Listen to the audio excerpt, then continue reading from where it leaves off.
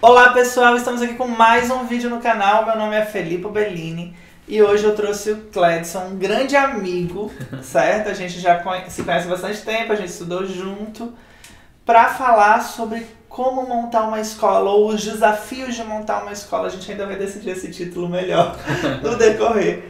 Mas sabe o que é, pessoal? O Cledson é um desses profissionais com os quais a gente trabalha e que a gente admira muito.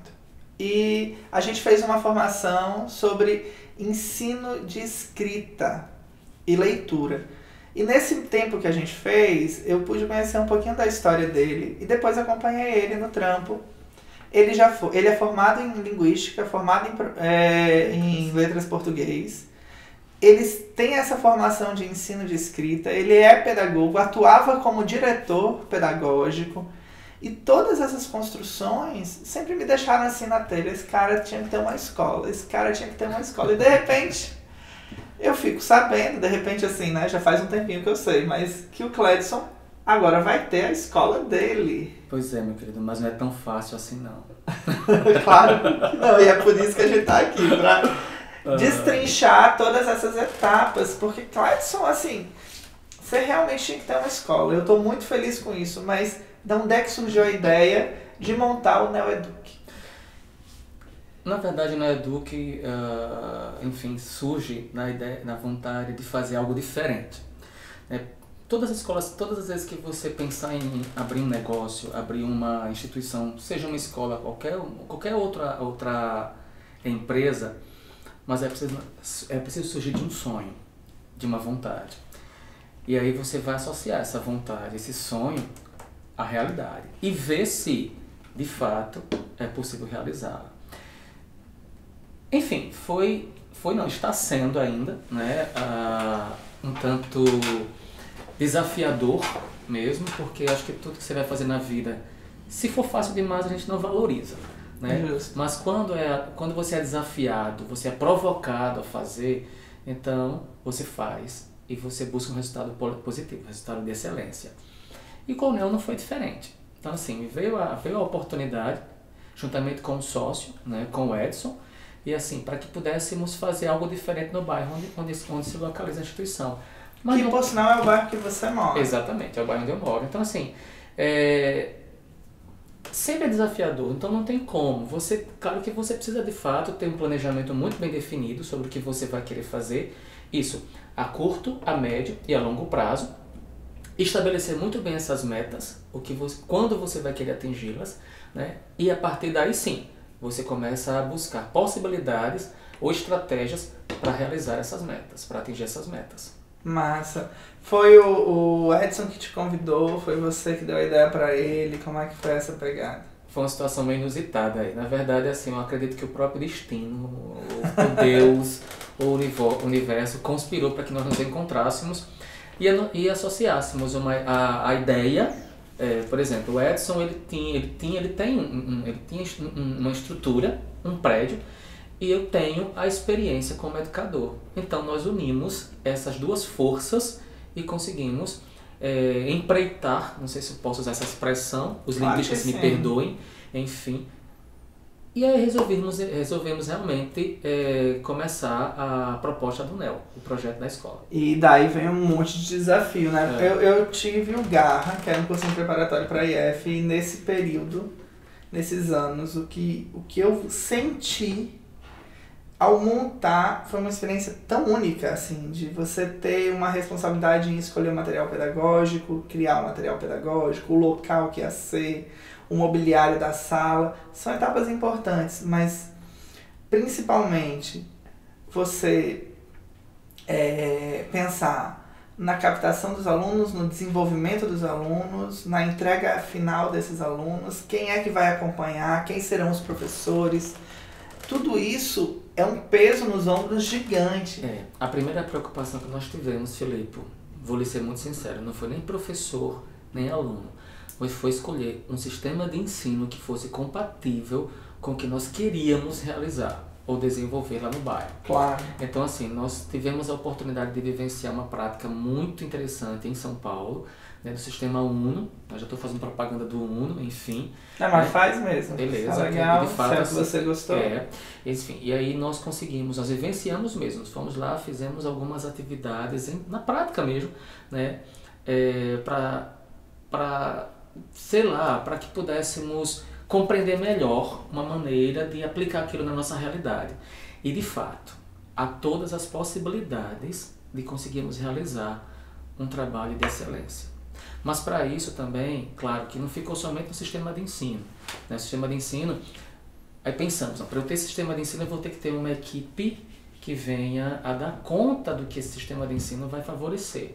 Então, uma equipe que esteja voltada, antenada com a realidade, com a atualidade, extremamente buscando também inovação, que esse sistema, o material que nós vamos utilizar do Sistema Uno e Educação, é um material todo voltado para a tecnologia.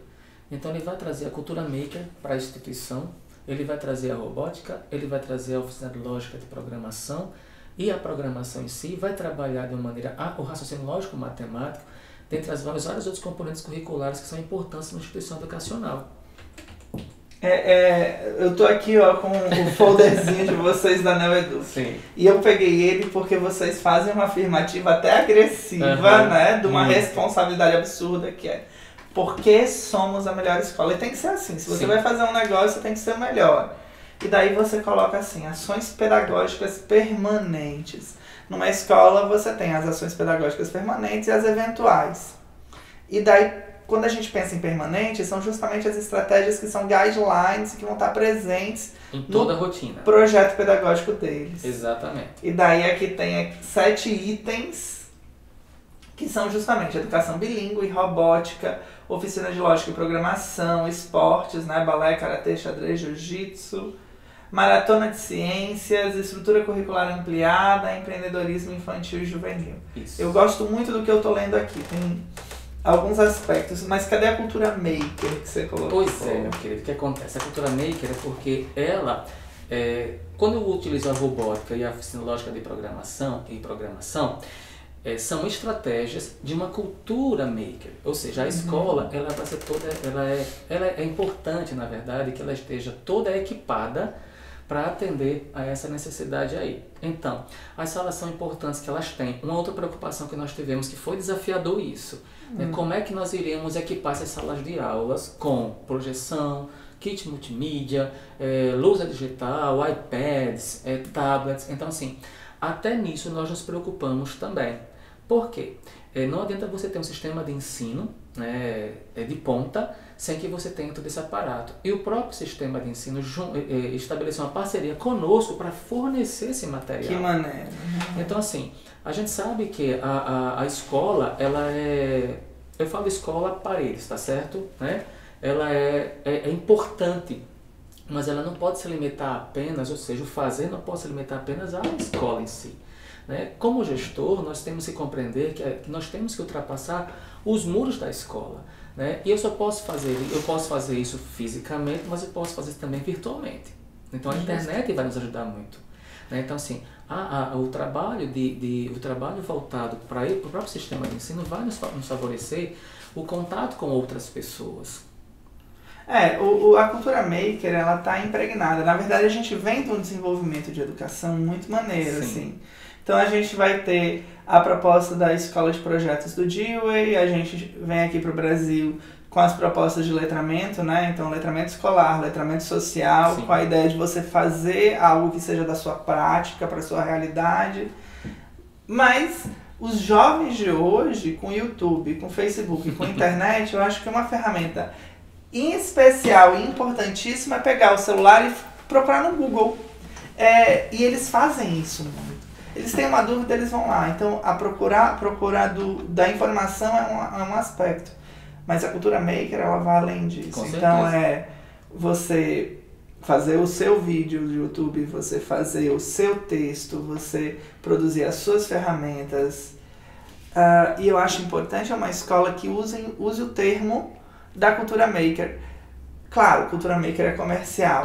É uma ferramenta ali, um nome que enche os olhos. Mas cultura maker nada mais é do que vamos fazer agora com as nossas ferramentas, com as nossas mãos. E uma escola que pensa isso é bacaníssimo. Tem que rolar, é muito bacana. É importante também deixar claro que para que nós tivéssemos essa realidade, nós tivemos que planejar isso.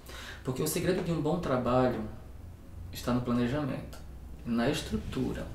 Então nós montamos uma proposta pedagógica. Aliás, a escola em si ela tem que ter essa preocupação em montar, antes de mais nada, uma proposta pedagógica, porque ela tem que saber onde ela quer chegar. Então ela tem que estabelecer muito claramente, como eu falei anteriormente, qual seria a sua missão, qual é a sua visão e quais são os seus princípios filosóficos. O que ela tem como identidade e onde ela quer chegar.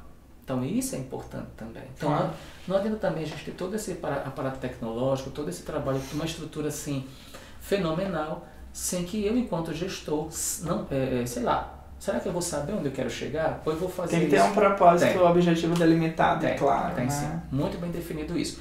Então, uma das minhas preocupações enquanto diretor pedagógico na atualidade, no NeoEduc, é exatamente, inicialmente foi montar uma proposta. O NEO tem um regimento hoje, nós temos um regimento interno, foi montado um regimento interno e uma proposta que assim, vai virar um projeto político-pedagógico quando a escola começar a se desenvolver. Até porque precisa dos outros membros, Exatamente. precisa da atividade, Exatamente. Mas fazer um trabalho mais consistente. Mas a escola já existe. Né? A escola em si, quando eu falo, ela já existe. E é importante, todas as pessoas quando almejarem, de repente, implantar o seu próprio negócio, a sua própria escola, né? Eu acredito que muitos educadores vão nos ver. Então, assim, se você tem esse sonho, Felipe, então, assim, não existe impossível para isso. É importante que você faça o seguinte: trace as metas, veja o que você tem de experiência, porque, assim, a minha experiência como educador é uma experiência muito grande, você já citou aí, modéstia à parte, mas eu acho que a gente tem que mostrar mesmo o que a gente sabe. Né? A gente não é o fato, não é o fato de apenas você ser humilde. Não, mas eu estudei, né? Eu trabalhei muito, estudamos muito, né? A gente não tem como parar, mesmo porque assim, nós temos um terceiro expediente em casa que é para estudar. Né? E muitas vezes a vida faz? De professor é isso, não adianta. Não tem a vida de empresário também, então... acho que é muito pior. Aumenta muito você como empresário. Você precisa de fato antecipar-se aos problemas.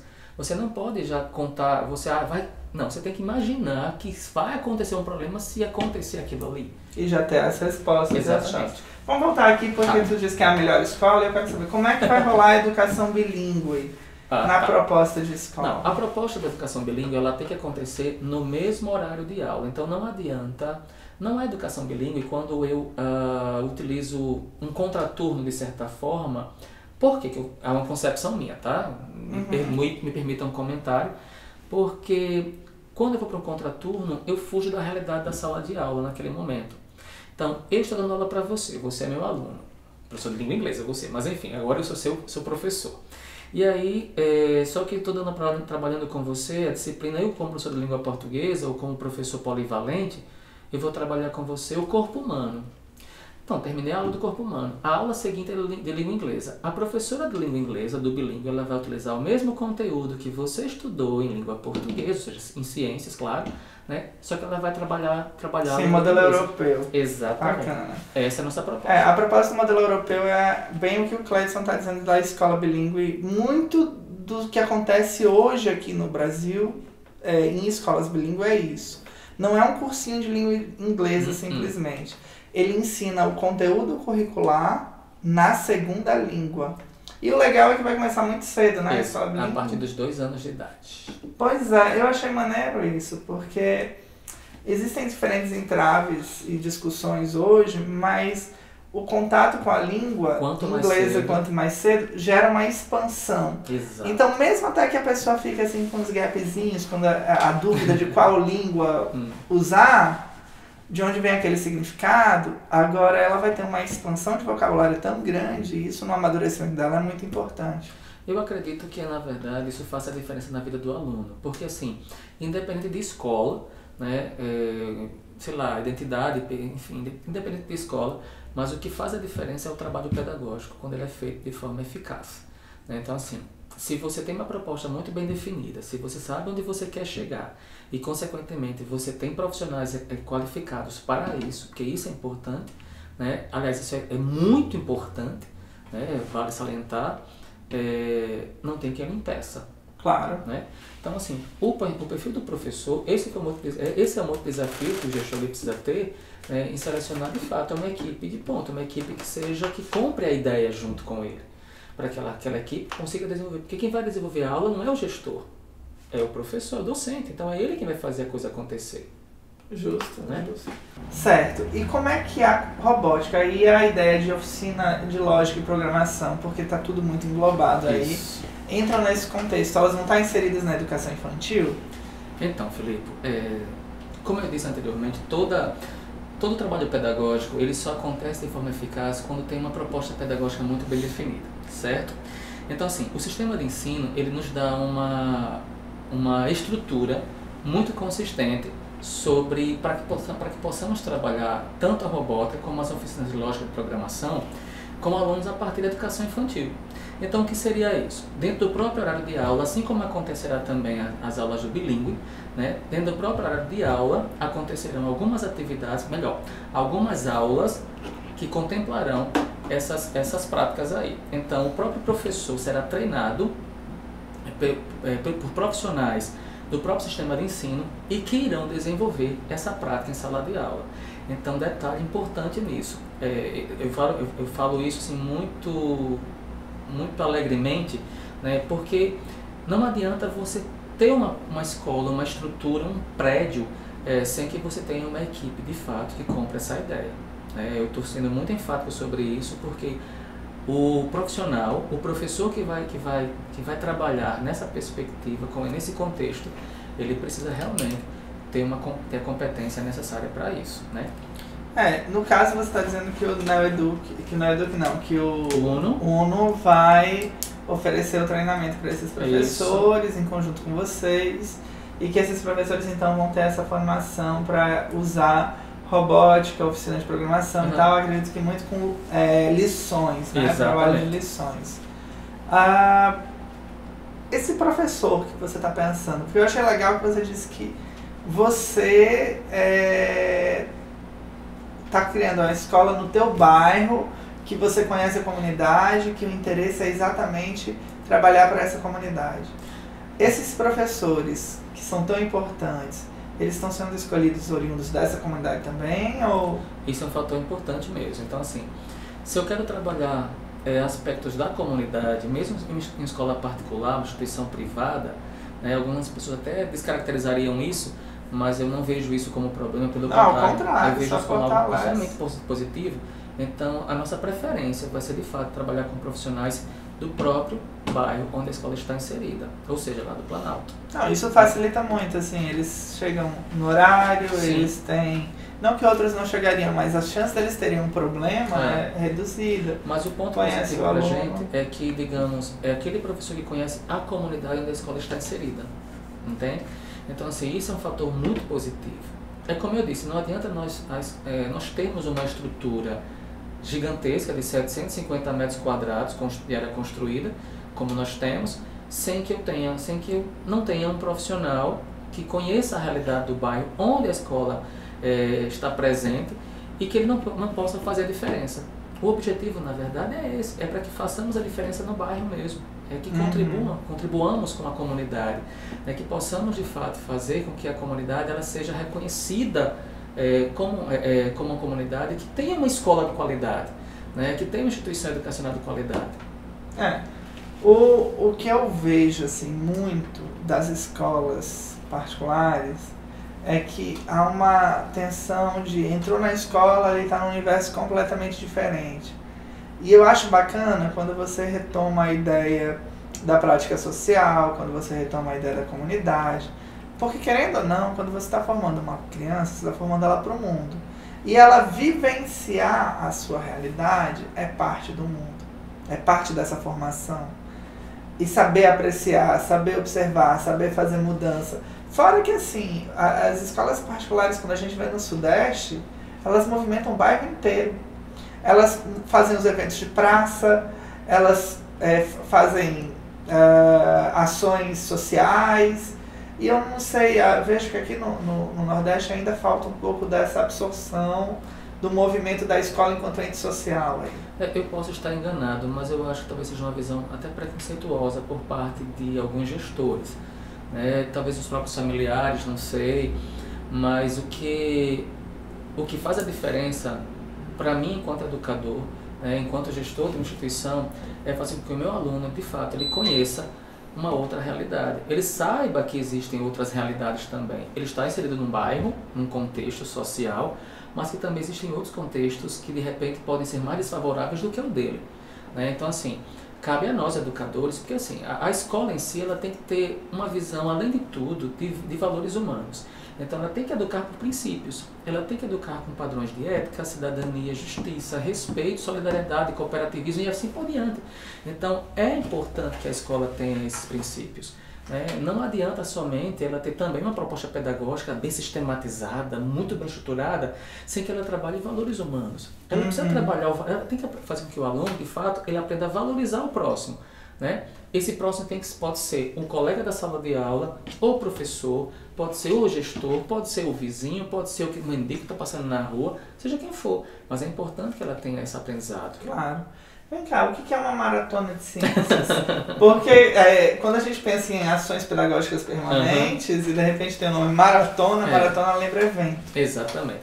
O que seria isso? Nós sabemos que existem, a linguagem é uma ciência, a matemática é uma ciência, tem as ciências de natureza e ciências sociais. Então o que acontece? A escola vai desenvolver ao longo do ano letivo, ela vai desenvolver exatamente essas ações. Ela vai ter um momento para trabalhar apenas com uma semana apenas para trabalhar com as linguagens. Ela vai valorizar atividades voltadas para linguagens. Essas atividades elas serão desenvolvidas, como eu falei, durante uma semana e, consequentemente, na sexta-feira nós iremos fazer uma exposição do que foi produzido naquela semana. A mesma coisa vai acontecer com a matemática e assim com as ciências da natureza e ciências sociais. Então nós vamos trabalhar, a escola ela vai ter vários eventos, obviamente pedagógicos, porque também não adianta você fazer festinhas para pai, festinhas para mãe sem ter um objetivo. Isso, isso. Então, você tem que ter uma finalidade, você tem que ter um objetivo, a criança tem que aprender, tem que ter ganho para o aluno. Assim, o foco principal de qualquer instituição escolar deverá mesmo ser, nem todas, amigo. Nem todas têm esse papel, geralmente fazem muito mais para agradar familiares do que fazer com que o aluno aprenda. E o foco do NEL é exatamente esse, é fazer com que de fato haja aprendizagem. Não adianta fazer uma festa, enfim, mirabolante, sem que haja aprendizagem para o meu aluno. Então, o principal fator aí, nesse ponto, é o fator aprendizagem. Ele tem que aprender. Então, as aulas elas precisam acontecer de forma, de fato, consistentes, significativas. Elas têm que ser muito bem estruturadas. E todas as ações que a escola se promover, a escola se propor a desenvolver, ela vai se propor com essa finalidade, para que haja ganho para o aluno, ganho pedagógico. Eu concordo contigo. Existem eventos muito truncados. Sim. Infelizmente, que na verdade são publicitários e panfletários. Exatamente. E por essa razão é que nós vamos focar na questão das maratonas de ciências. Para que 4 eventos pedagógicos literalmente aconteçam durante o ano letivo. Essa estrutura curricular ampliada se dá por novas disciplinas ou por aumento de carga horária? Nós vamos aumento de carga horária. E atrelado a isso também é importante, por quê? A gente sabe que, por mais que eu esteja na educação infantil enquanto aluno, inicio o ensino fundamental, mas o IFRN está bem aí. Então, assim, a base tem que ser feita ali, no infantil, no ensino fundamental, nos anos iniciais principalmente. Então, a carga horária no ensino fundamental ela tem que ser ampliada. Então, já no ensino fundamental 1, ele começa a ter... imprescindível isso. Não é o NEL em si apenas, mas as escolas deveriam pensar dessa forma. Então, assim, nós vamos ter uma carga horária ampliada, assim, porque o foco da gente é esse. É a aprendizagem. Deixa eu ver se eu entendi. Então, porque o legal é assim, você está oferecendo diferentes propostas. Bilíngue, cultura maker, robótica, oficina de programação, e de repente você está me dizendo que vai aumentar a carga horária, mas você não vai mudar as disciplinas, não vão ter disciplinas extras. Então, esses conteúdos, essas oficinas, a educação bilíngue, vão estar dentro das disciplinas que já existem. Não, seria nesse isso? caso a gente vai, nesse caso aí sim, a gente não vai aumentar a carga horária da disciplina. Essas disciplinas serão inseridas no horário, No currículo. no currículo, na estrutura curricular. Ah, legal. E detalhe também, Felipe, por exemplo, robótica em si, a lógica de programação, são componentes curriculares que vão favorecer... o empreendedorismo, a gente chegou ainda não, mas enfim. Não, mas o empreendedorismo também Exatamente. sensacional. Então são disciplinas, são componentes curriculares que vão estar inseridos na própria carga horária. Na carga horária, não substituindo a aula de língua portuguesa, mas como disciplinas além, entende? Dentro do horário de aula. Por isso que eles não vão ter apenas 5 aulas por dia, os alunos. É importante que eles tenham uma carga horária maior para poder atender a essas disciplinas aí. E aí, outra coisa importante sobre o uso da robótica é que o aluno, quando ele estuda robótica, ele aprende também noções de física, de química e de matemática do ensino médio, ou Fundamental 2. Então aí a gente vai estar antecipando essas competências que ele só iria desenvolver lá na frente, para os anos iniciais do ensino fundamental. Então o olhar, como eu estou dizendo, tudo depende muito do olhar do gestor, de quem vai coordenar o trabalho. Então, assim, para que a coisa aconteça de forma muito consistente. E daí vocês escolhem também a ideia do empreendedorismo. Já no ensino infantil e no juvenil. Já sim. Por quê? Porque quando você fala da ideia de empreender, automaticamente você vai estar ligado à educação financeira. Então, a gente trabalhando o planejamento financeiro desde a educação infantil, eu vou consequentemente, esse aluno ele vai crescendo, ele vai se formando, ele vai entendendo que ele não pode gastar com tudo. Então ele tem que ter um planejamento para isso. Agora, não só isso, né? O empreendedorismo vai muito além, assim, porque a gente tem essa perspectiva de que empreendedorismo é gestão financeira... Só abrir empresa. E abrir empresa. E não, né? Tu pode ser empreendedor. O empreendedor é aquele que resolve problema. Sim. Ele tá o tempo inteiro resolvendo problema. E essa criança que é formada nessa cultura, vamos resolver problema, vamos conseguir criar solução, vamos criar projeto, vamos administrar conflito, vamos produzir produto. Eu acho que ela está muito ligada ao século XXI. Sim. E a conseguir sobreviver. Exatamente. Né? Mas a gente sabe que criança hoje, ela está muito além do que nós éramos quando éramos crianças, né? Se você entregar para uma criança hoje um celular, uma criança com 3 anos de idade, ela faz coisas, por exemplo, que meus pais não fazem. A nossa filhada de 1 ano joga no celular. Enfim, olha só. Então assim, você ensinou? Não, ela descobriu. Então imagine só, daqui uns dias, Deus me perdoe, mas daqui uns dias eles vão estar nascendo já falando. Né? Então assim, a tendência na verdade é essa. E cabe a nós, educadores, como é que eu posso dizer? Cabe a nós fazermos com que revertermos isso para um aprendizado realmente assim consistente. Significativo, né? Bacana. Eu te interrompi falando alguma coisa do empreendedorismo? Não? Tá. Porque é bacana ver isso. Então essas escolhas aqui são que para ti são o diferencial de uma escola. Então, e acho que para deixar bem mais claro, é importante, lembrando de Osanete, ou seja, enfim, mas o que... A Osanete foi nossa professora, querida amiga. Beijo, professora linda. Então assim, o que na verdade, acho que trocando em miúdos, sistematizando, eu acho que todo gestor, acho não, pela experiência que a gente adquiriu ao longo de 20 e tantos anos aí, para não dizer esses tantos anos quantos são, então assim, foi que ser gestor não é fácil, é desafiador, é provocador, mas também é possível. Claro. Você consegue fazer. E faz muita diferença quando a gente consegue. Tu tá realizado?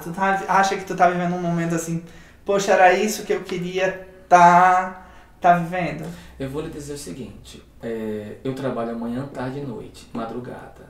Responde?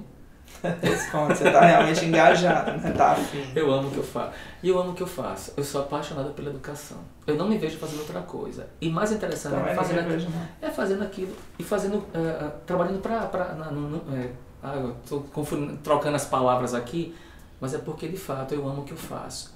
Então, e fazendo aqui, e trabalhando com o que eu gosto. Eu disse isso para uma diretora amiga minha, disse, engraçado, eu não trabalho, porque eu amo o que faço. Então, quando você ama o que você faz, você não trabalha, você se diverte. Com certeza. Né? Então, assim, cada dificuldade que a gente passa, cada leão que a gente tem que derrubar, enfim, faz parte da vida, cada situação difícil que a gente tem que enfrentar profissionalmente, mas é ganho, porque a gente aprende com isso. E as matrículas, como é que estão? O Neoeduc é novo, é uma escola nova, tá cheio de leão aí na praça, a concorrência é insana, né? E vocês estão fazendo um marketing muito boca a boca, cabeça a cabeça. Pois é, nós não fizemos nenhum marketing a não ser usando as redes sociais. Então nós sempre só trabalhamos com as redes sociais até então.